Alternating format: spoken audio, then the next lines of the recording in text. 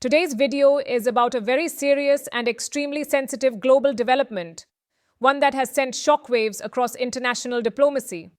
Recently, there was a reported attack on the personal residence of Russian President Vladimir Putin. And what makes this incident even more important is the global reaction that followed. Both Indian Prime Minister Narendra Modi and former US President Donald Trump have strongly condemned this attack. Major international media outlets are publishing dozens of articles on this single event, and for good reason. Because let's be very clear about one thing. We are not talking about a normal individual. We are talking about the president of Russia, a nuclear-armed superpower. When missiles or drones start targeting the personal residence of a sitting president, the question becomes unavoidable. How does peace talks survive after that? Prime Minister Modi's response. Prime Minister Modi publicly stated that he is deeply concerned. From India's perspective, this stance is consistent and logical. India has strong historical ties with both Russia and Ukraine, and New Delhi has repeatedly emphasized one position since the beginning of this war. India stands on the side of peace. PM Modi clearly said that ongoing diplomatic efforts are the most viable path to ending hostilities, and he urged all sides to avoid actions that could undermine peace negotiations. Targeting a head of state, especially at their home, does exactly the opposite. Donald Trump's strong reaction. Interestingly, Donald Trump echoed the same sentiment, but in a much more aggressive, Trump-style manner. Trump told the media that Putin personally called him and informed him about the attack. Trump's response was blunt. "I don't like it. It's not good." He emphasized that there is a difference between being offensive on the battlefield and directly attacking a leader's home.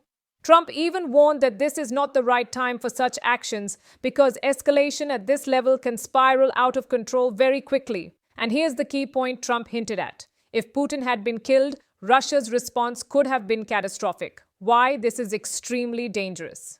Let's imagine a hypothetical but realistic scenario. If Vladimir Putin had died in this attack, Russia could have interpreted it as an existential threat to its leadership.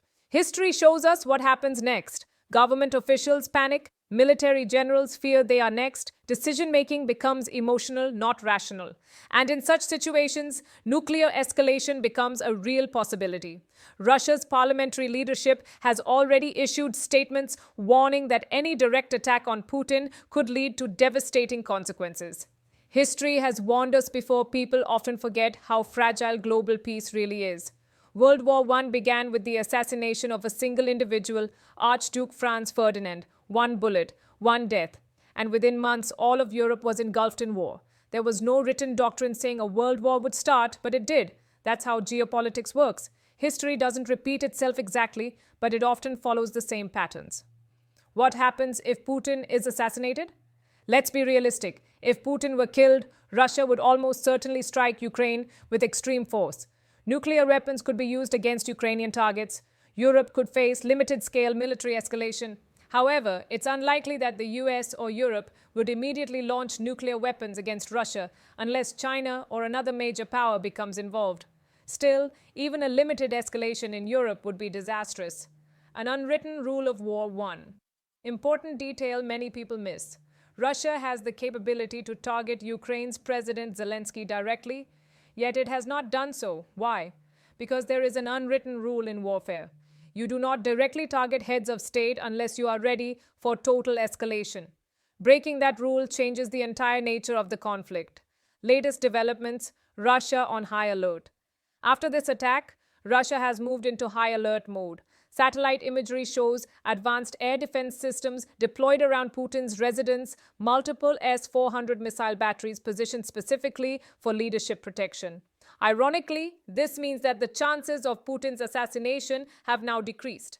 And believe it or not, from a global peace perspective, that is actually a positive sign. This war has already lasted years. Donald Trump recently warned that either this conflict ends soon or it could drag on for another decade, and that is the harsh reality. The world does not want a nuclear escalation. The world does not want a global war. And this is why leaders from India to the United States to even Pakistan are calling this attack deeply concerning. This story is far from over. More updates are coming, and I will keep you informed as they happen.